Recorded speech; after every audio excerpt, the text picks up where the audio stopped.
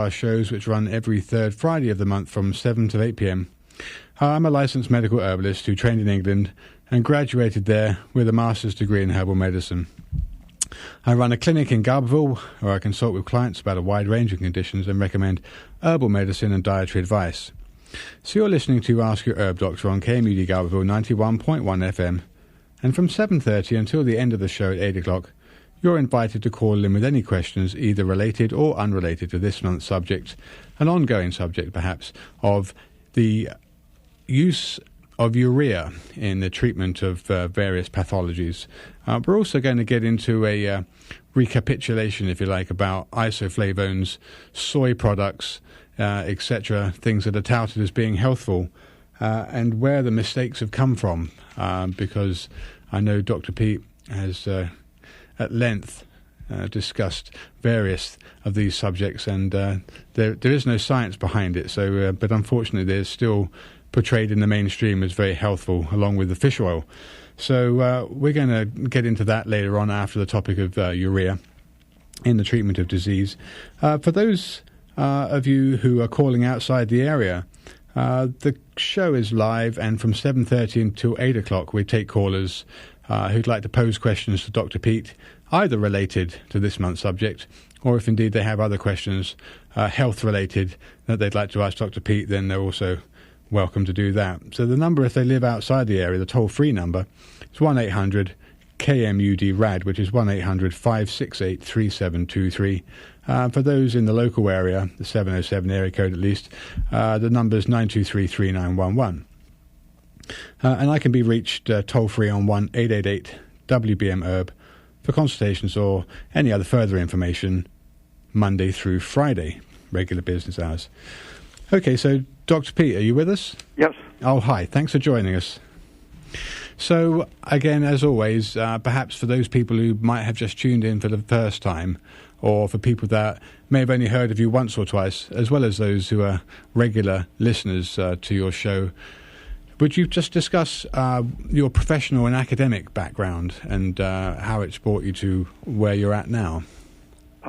I don't really have a professional background, I guess, but academically, I studied various things for an MA in humanities, and then 1968 to 72, I got a PhD in biology, specializing in reproductive physiology and the biochemistry related to it.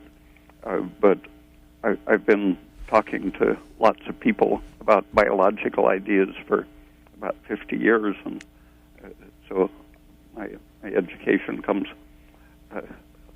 in a lot of non-academic ways.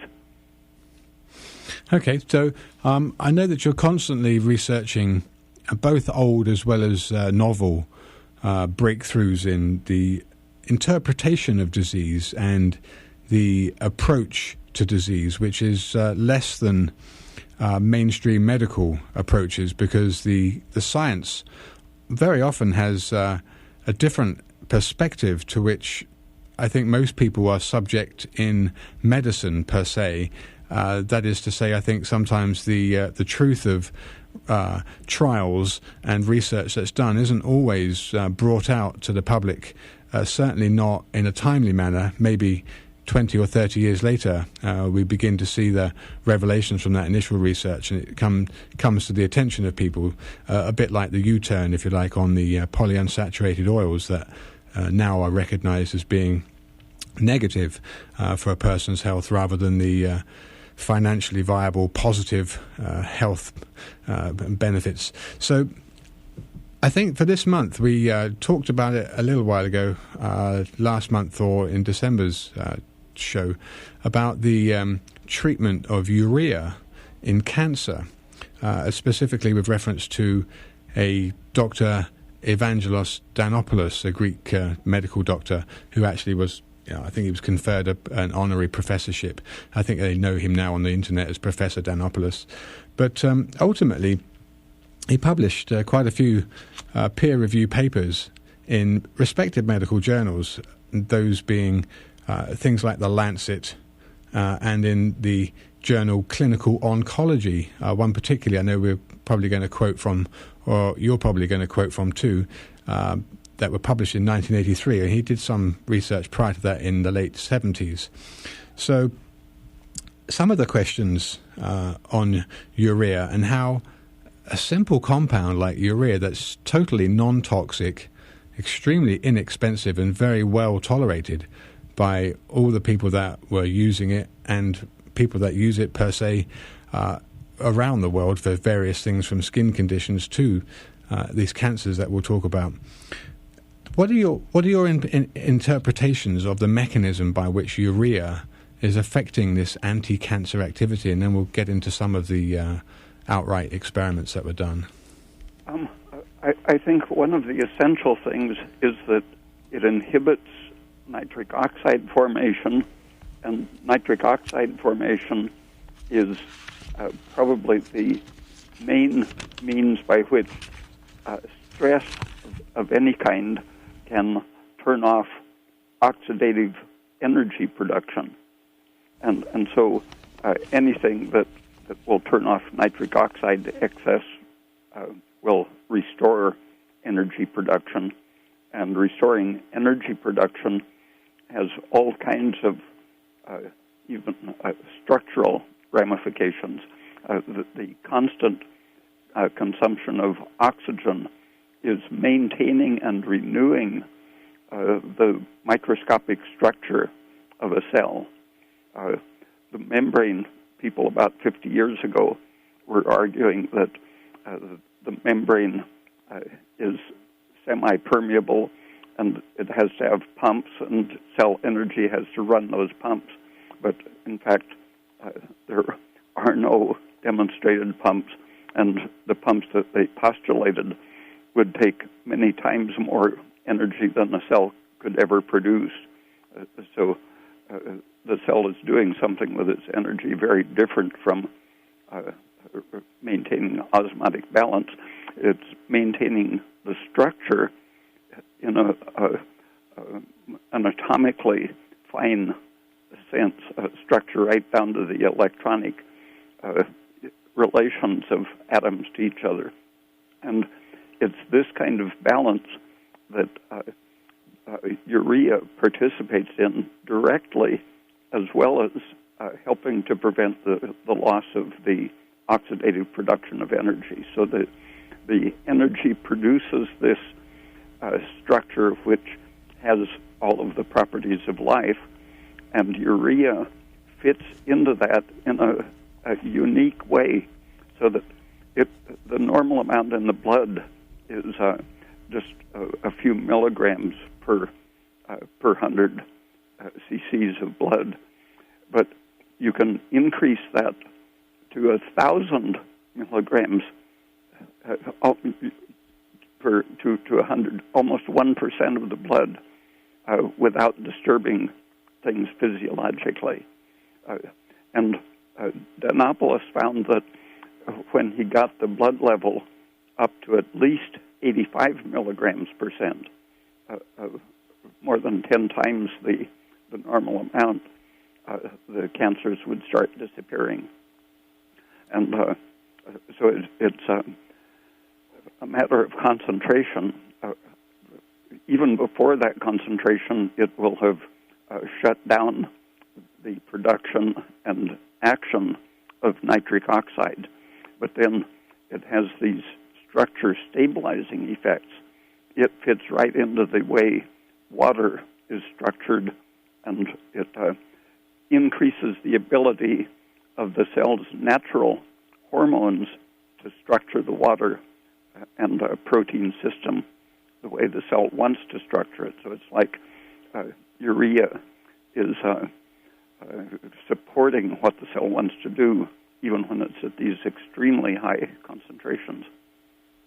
Okay. So it's a little bit similar to the electronic state structuring water when we talk about structured water. That do you think? Yeah, it's exactly what the oxidative system is doing to the electrons. It's preventing an excess of electrons, and toxins and carcinogens and radiation are doing exactly the opposite. They're putting too many loose electrons into the wrong places. Right. So, and this, by your description of too many loose electrons, we can imagine those as being what they call the damaging free radicals, and things like even more extensive than that. It's the chemical system of the proteins contains a lot of sulfhydryl compounds, glutathione, that a lot of doctors are using intravenously as an anti-stress thing.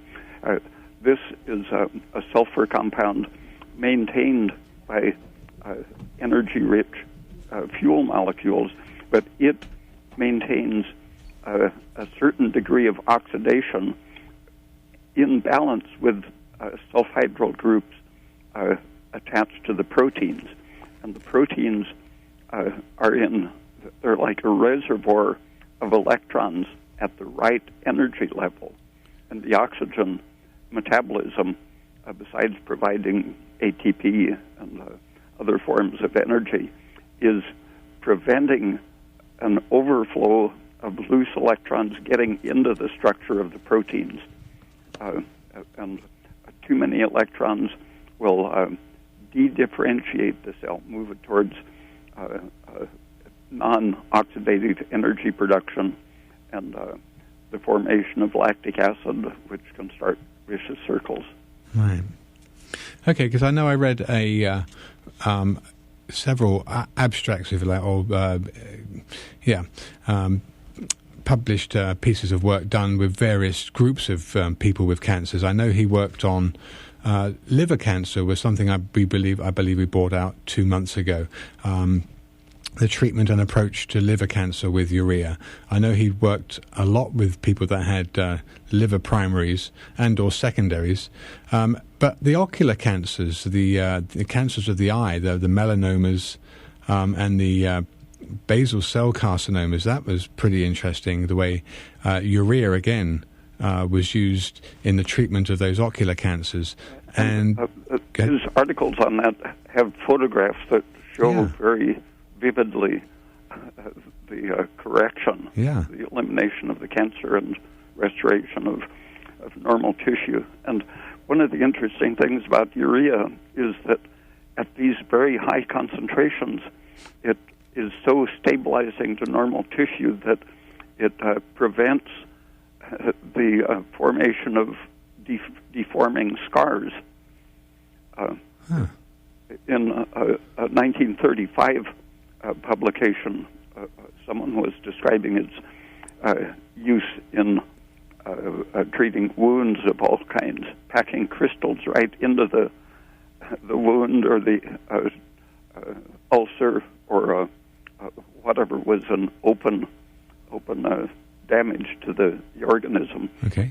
Putting the solid urea into it and leaving it would clear up the infection and stimulate healing, but it would heal without visible scarring. Huh.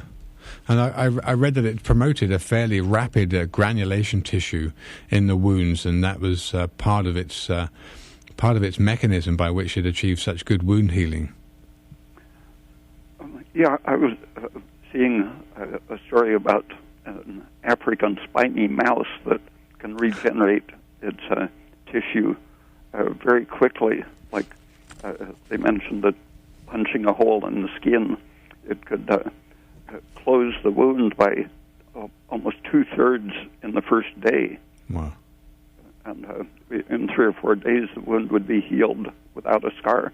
Now this, I think, from an energy perspective, is quite interesting. It's a bit of a sidetrack from the subject, but young children and young adults, they heal rapidly compared to older people, and that's got to be down to an electronic energy state within the organism, correct? The oxidative metabolism slows down from early in embryonic development down to old age.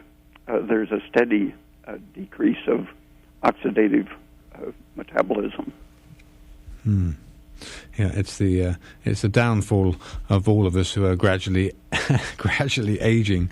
Okay, so in order to very quickly again, in order to stave off that kind of electronic degradation and the inability to oxidatively repair, what do you think are some of the best tactics that people can use to maintain the ability to stave off that damage? In the uterus, the developing embryo also heals without scarring. Right. And I think two factors are involved in that: the high carbon dioxide level and the higher urea and related compounds in the amniotic fluid. These in the adult also, just pure carbon dioxide gas can be blown into an ulcer and stimulate healing, control other symptoms, reduce pain, and so on. Okay. But I think as soon as an organism is born, it starts interacting with the outside environment, where in the uterus it was getting its energy filtered through the placenta and making its own fats out of the glucose and fructose that were provided to it. And the organism, using carbohydrate for energy, produces saturated fats or omega -9 unsaturated fats. And when we come into the world, we're exposed to the fats produced by organisms living at a lower temperature generally. And the colder a plant is exposed to, the more unsaturated its fats are, and they're of a different type than we would make ourselves. And those interrupt our oxidative metabolism to the extent that we become saturated with them. And that happens progressively from the time we're born in old age generally. Yeah. Okay. Well, welcome to this month's Ask Your Herb Doctor. Again, we're very proud to have Dr. Peat sharing his expertise with us on the show.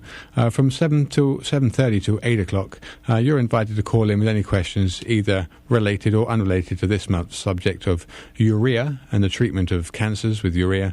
And then in a bit here, we're going to get into some of the mistaken lies, in fact, maybe even purposeful lies that are portrayed in the media from various supplement companies and big industry related to estrogen and bone health and cancers and phytoestrogen's role in that. So if you live in the area, the number is 923-3911, or there's a toll-free number if you live outside the area. That's 1-800-568-3723.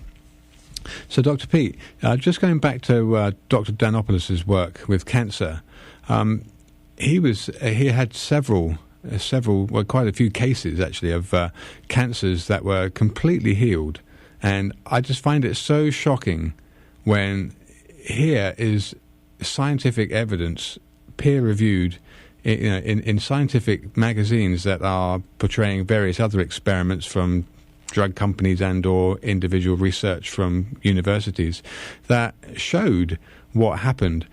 And I just find it hard to believe that this kind of thing doesn't perpetuate itself and become common knowledge to a point where it's actually taken up by academic institutes and made more viable. I mean, the medical journals depend on the pharmaceutical industry largely. And urea that sells for a couple dollars a pound or something isn't a very good drug, especially a drug that cures. Right. Isn't a good drug even if it's expensive. Yeah. A cheap drug that cures, it just won't work in medical system. Yeah. I mean, I wanted to bring these out just for those people that are listening. I think we all have free choice. And to find information out for ourselves is always a good idea, rather than just listening to whatever it is that we're being told by whoever it is that's telling us. It's always very good, I think, especially in the age of the internet, where I know there's lots of bad information on the internet. It's not to say it's all good, but there's lots of places where you can go and you can read scientific medical information that you know is been researched and you know it's been pretty well scrutinized, and when it's telling you that this kind of thing is being used to treat a cancer, it's very hard to ignore it. So I think just for those people that are listening, perhaps they might want to look at Dr. Danopoulos' work in the late 70s and the early 80s, and his approach to the treatment of liver disease with urea, as well as cancers of the eye. And then I think the other thing wanted to get into was just some of the amounts of the product. And as you've already mentioned, urea is extremely non-toxic. It's kind of odorless and tasteless, and it doesn't really have anything negative going for it. It's very well tolerated. So I know some of the instances where he's quoting case histories here. We're using something like 15, I know one of the quotes was 15 grams of urea in a quart of water, and this was to be drunk daily. So this was just a total amount of urea to be consumed every hour or so, in the waking hour, from 9 or 10 o'clock through till 6 or 7 in the afternoon. So 15 grams of urea, and then there were injections that were done with a 15 up to 50, between 15 and 50%. I think the average was kind of a 20-25% urea solution for skin tumours, and that was found to be highly effective. And then I know he mentions, and this is a little bit different, I think here in the States we use blood urea nitrogen, but he was quoting blood urea as a level and quoting 75 to 85 milligrams percent. So do you know roughly what that would equate to? 75 to 85 milligrams percent, that would be? I think it requires taking quite a bit more than 15 grams per day. Some of the studies were using up to 120 grams per day, Okay. divided up in doses of about 15 grams at a time. Oh, interesting. And in the 1950s, it was probably the main treatment used for brain swelling, reducing brain edema. Okay. Because it's a lot of people were thinking of it as an osmotic treatment, and it was displaced by various osmotic substances with the idea that you would make the blood hyperosmotic to draw the excess water out of the brain into the blood. But urea isn't osmotically active because it goes right into the cells. And to be osmotically active, it has to be like sodium that stays outside the cell, right? Or like sucrose or some of the sugars that can't be absorbed. But urea goes into the cell, soothes the cell's excitation, changes its electronic balance, and lets the cell give up the water that it doesn't need, very much the way progesterone and thyroid work, adjusting the electronic state so that the ion exchange system and electronic affinity for water is downgraded so that it doesn't bind so much water. Right. Okay. And that same anti-edema effect is still here and there used for treating congestive heart failure. Okay. I was looking up the Mexican pharmacopoeia, and I see that they still list urea to treat the edema of heart failure because it's a diuretic. It makes the kidneys work better, interesting. But it also causes the muscles and other organs to not retain water so greedily. Yeah. Okay, so you said again, just to quote you again, up to 120 grams a day, you're saying? For getting rid of excess water. That was the amount amount they used. Okay. And then he also mentioned, in conjunction with urea therapy, a compound called Creatine Hydrate, and saying that the two of these compounds together was even more effective at treating these cancers than the urea alone. Do you know much about creatine hydrate? No, I think it's probably having some of the physical effects similar to urea, but it also enters into the energy storage and management system. Right. Okay.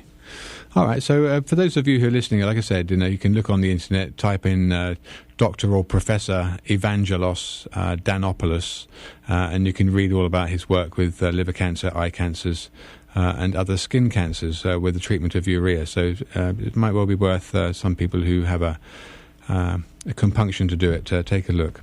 Okay, the other thing that caught my attention here, and I don't know, it sounds kind of incredible, and I don't mean to sound like I'm laughing, but it's just a bit like the cancer thing.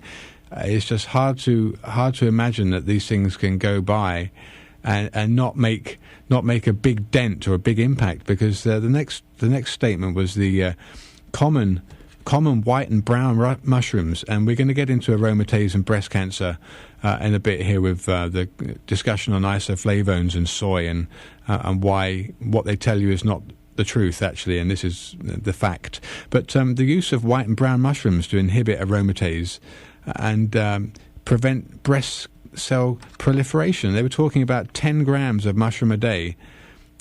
Presumably this is cooked now, because I know you've mentioned that regular white mushrooms and brown mushrooms actually contain a fairly carcinogenic compound, but 10 grams of cooked mushrooms a day reduce breast cancer by 64%.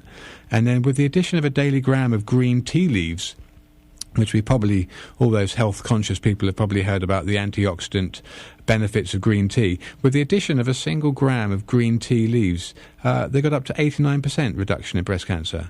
I find that incredible. Yeah, you would think that there would be more news about that. Yeah.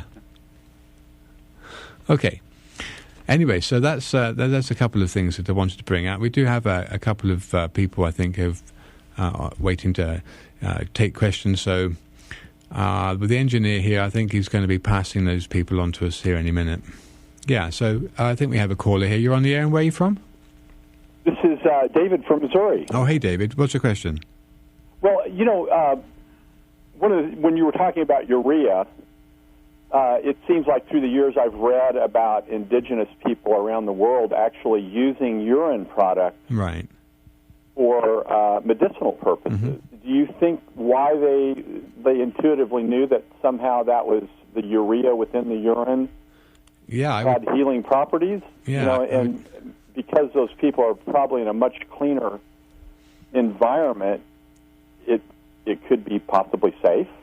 Dr. Peat, do you think there's anything to be said for the supposed sterility here of urine, given that you don't have a urinary tract infection, but its sterility and the high concentration of urea in urine? Yeah, I've known quite a few people who did it regularly. Okay. And seemed extremely healthy. Yeah. And it's been, the Chinese used it, for example, and one of their interpretations was that it was the steroids. They concentrated things like the metabolites of progesterone and pregnenolone from the urine, okay, and used these to extend the lives of the kings and rich people. Interesting, huh? Well, and Dr. Peat, do you the main things that you promote, eating saturated fat, getting plenty of sunlight, and a certain level of CO2. I'm not sure exactly how to ask this, but if we were to work backwards on the physiology of the human body, it appears that evolution of humanity occurred in equatorial areas and possibly in more high altitude areas, and I guess the warm climate would also be that you would probably be eating more saturated fat in plants and maybe in animals. Would that be if somebody would, take your philosophy seriously and start doing studies based on that idea, do you think they would find that is how man evolved, and that moving away from the equator is where a lot of the problems are occurring for the human organism? Yeah, that's my orientation on the issue of origins. High altitude, warm climate, lots of fruit, and all foods would be more saturated in a more equatorial environment. Do you think in general that people that are studying science know that is the case, or probably not, because they're not warning us about polyunsaturated fats, and they're not telling us we need more sunlight, and they must be oblivious to that, I guess. Yeah, I ran across publications in some of the fairly well-known food journals 40, 50 years ago, showing that the fats vary with the climate, and that the fats have a definite function. Some of them are functioning to protect the plants against animal predators by poisoning them. So they put lots of the unsaturated fats in their seeds. That was recognized 40 years ago, that the seed oils are biological defense.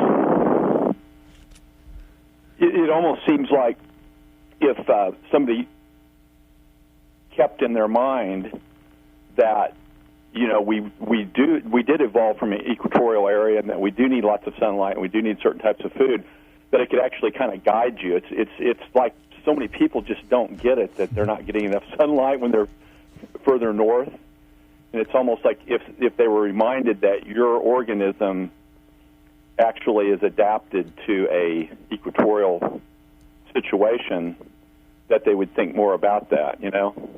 Yeah, and previously, when it was summer in the high latitudes, people were outside farming, herding the sheep or whatever, getting lots of sunlight exposure. And in the last 100 years, people have sort of moved indoors and gotten sicker, I think largely from deficiency of sunlight. I don't want to interrupt too much here, but we do have 3 other callers on the line, so I just want to be fair to make sure everyone gets a fair chance. So, okay, thank you. Yeah, thank you for your question, and thank you, Dr. Peat. Well, let's move on to the next person, so the other 2 get a chance. Next caller, you're on the air. And where are you from? From Arcata, California. Okay, yeah, go ahead. What's your question? You were going to talk about fish oil, and I've taken fish oil, and I'm hearing that you were going to talk about the negative effect, and that it's not always cracked up to be. Yeah, it's unfortunate for you that the research that's out there does not make it to the popular mainstream as quickly as it would be good if it did. It's certainly taking a U-turn now, and I know, Dr. Peat, you spent quite a lot of your life researching the polyunsaturates and how damaging they are.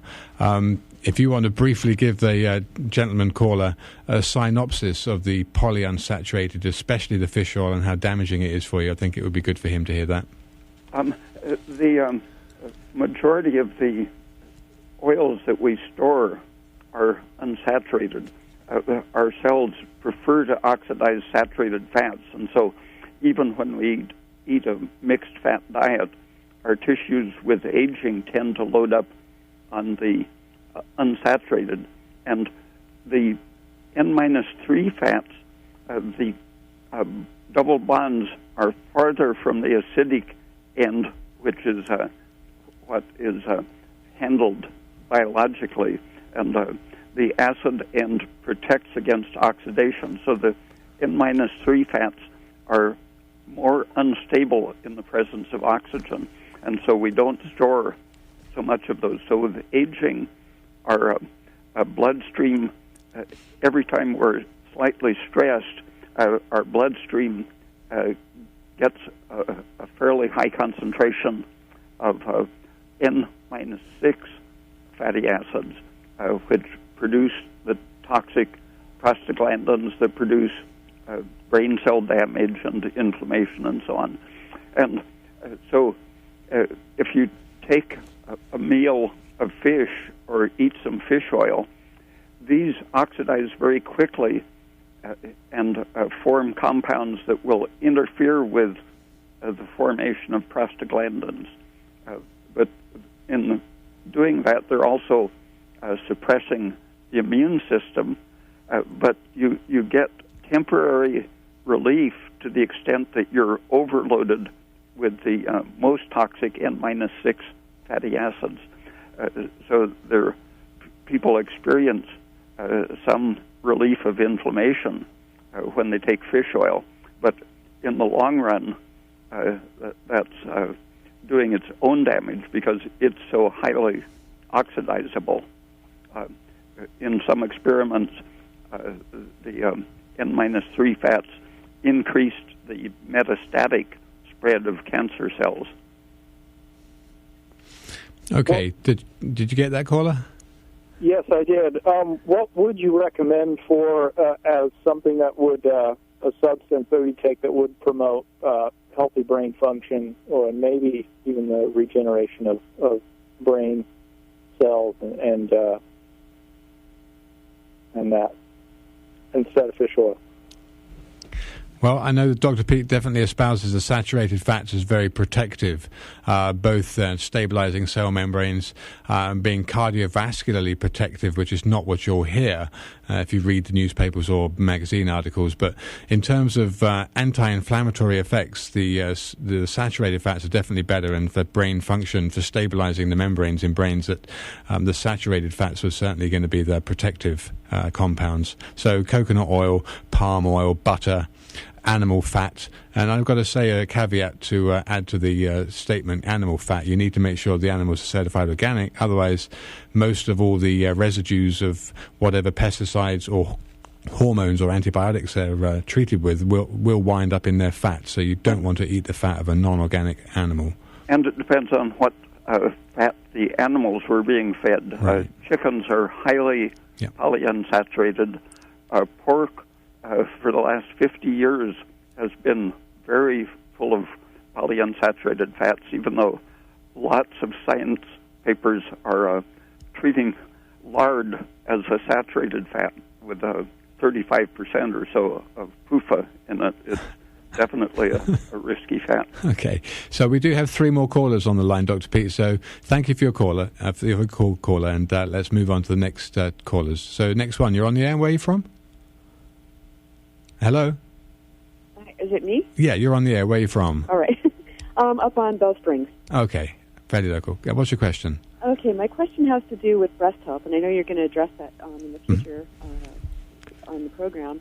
What I would like to ask is that you address urea in reference to breast health, and particularly fibroids. Okay, Dr. Peat, did you hear that? The reference to breast health and fibroids and the benefits of urea? I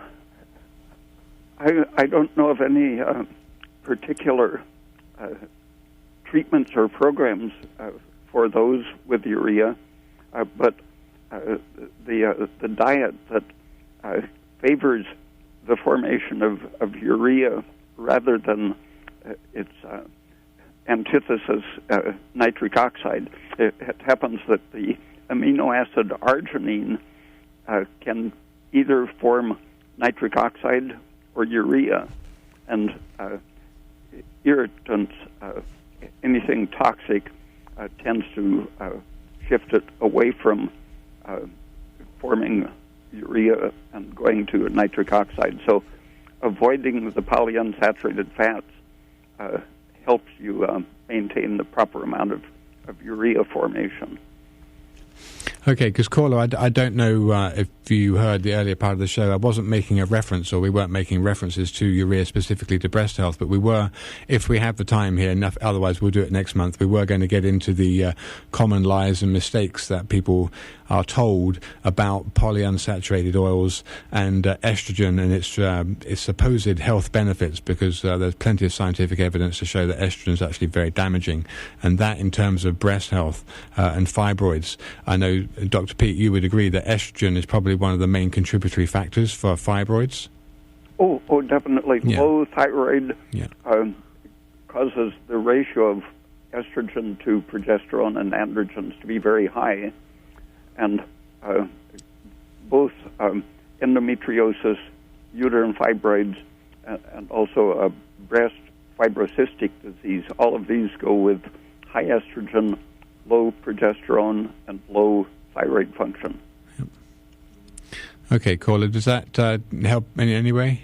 Yeah, it does. Thank you very much. I just was curious because cancers were being talked about in relation to urea, if it also then translated to breast as well. So that did answer it. Thank you so much. Okay, you're welcome. So like I said, if we get a chance here, we'll get into the estrogen, negative effects of estrogen, and talk about isoflavones. But we do have a couple more callers. So let's take this next caller. Caller, you're on the air, and where are you from? Hello? Hi, you're on the air. Where are you from? Hi, I'm over the hill by Alder Point. Okay, and what's your question? About insomnia. I take 3 blood pressure pills for high blood pressure, and I sleep maybe 1 to 2 hours, and it takes me an hour to 2 hours to go back to sleep, and I'm just exhausted. I can't nap. I get anxiety attacks. I have shingles. What? And I heard that tart cherry juice, 1 to 2 ounces, helps sleep. What was that again? What was that product again? Tart cherry juice. Tart. I heard that on tart Dr. Oz. cherry juice. I haven't tried that. Okay. But everything I've tried over-the-counter medications, nothing helps. No, I bet. Dr. Peat, you're going to say this I'm is exhausted. I'll take my answer off the air. That way I could write. Sure. Okay, Dr. Peat, it's probably an over-adrenaline situation, but how would you best describe to this lady what she could do to get some sleep? Having a test for thyroid function is important. Oh, my sister has Graves' disease. There you go. Hello. Go ahead, Dr. Peat. The blood sugar is always a problem at night.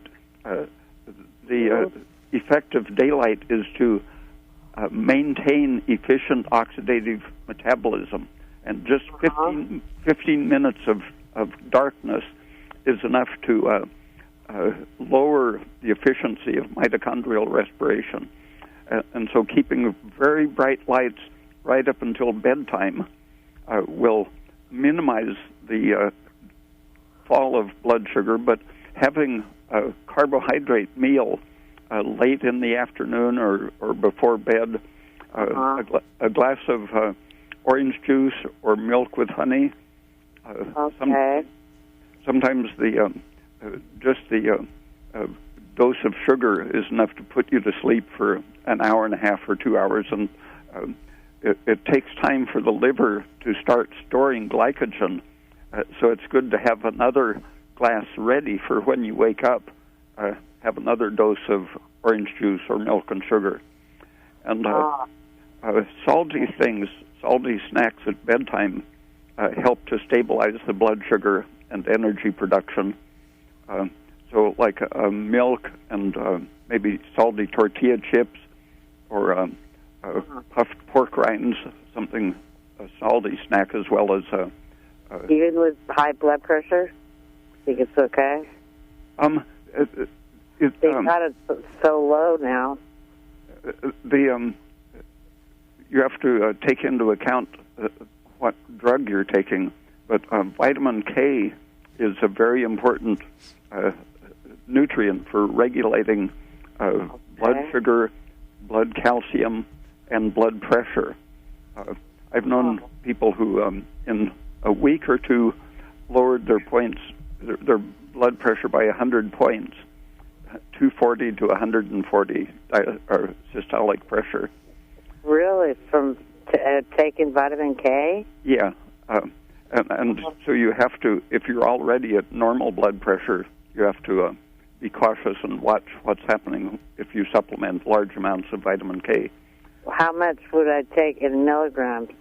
I don't know much. 5 or 10 milligrams is a pretty safe dose. How about vitamin D? That's essential. If you aren't getting regular sunlight or using a D supplement, you probably should have a blood test, because low blood vitamin D, down around 20 on the scale, should be around 50 points. Between 30 and 100 is the normal range. But okay, I'm sorry to interrupt. So just get a complete blood panel, like? You have to ask for a specific vitamin D3 test. Oh, vitamin D3 test. Okay. And it's not you don't want the activated vitamin D. It's the 25-hydroxycholecalciferol that you want to measure. And that's very important. Both vitamin K and vitamin D prevent the excitatory excess. And so it's essential to have your calcium regulated. Could I ask you how I could speak to you? You have an office in Garberville? Dr. Peat doesn't have an office in Garberville, but I do. If you wanted to, you could consult with me at any point in time. You can just contact me Monday through Friday. I'll give the number out at the end of the show. Okay, great. Yeah. Thank you very, very much. Appreciate you're welcome. Your time. You're welcome. A lot. Yeah, you're welcome. Bye-bye. Thank you. We do have 2 more callers on the air, so let's take the next caller.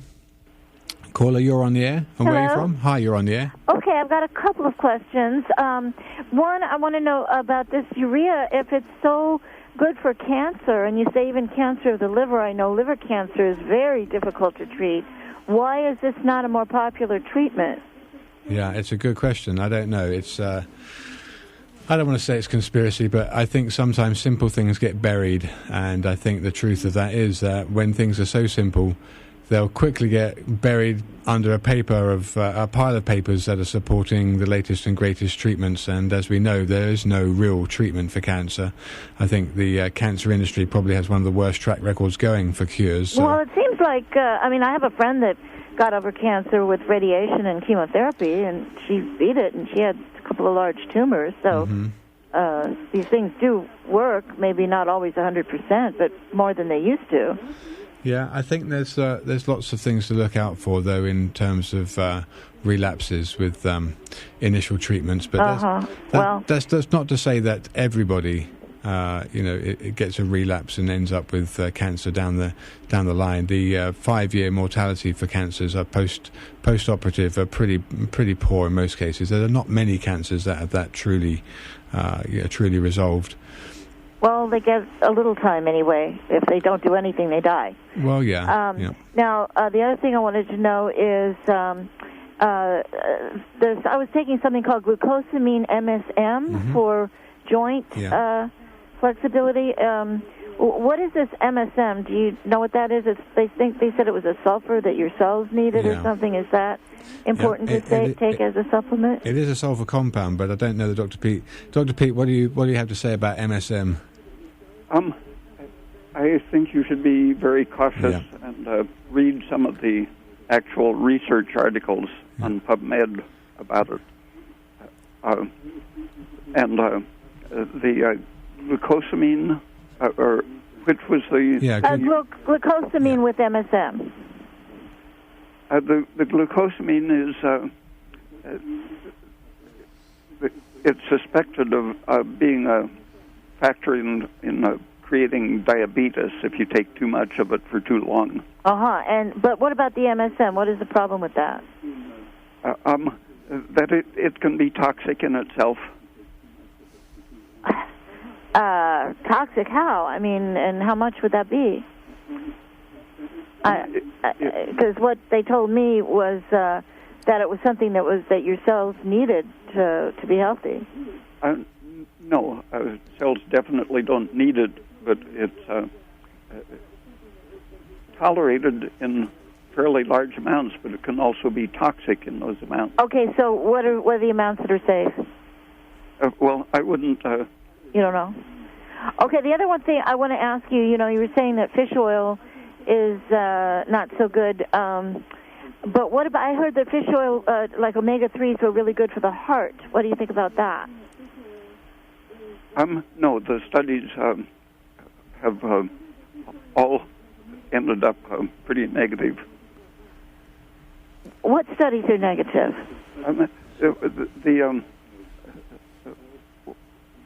When it's used for a short period, you can do things like lowering cholesterol and lowering blood pressure, but it ends up with the toxic immune suppressive effects.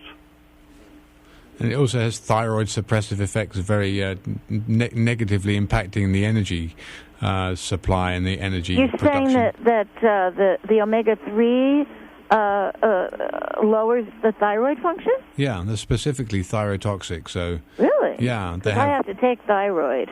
Yeah. Okay, so they produce the byproducts of these polyunsaturated oils.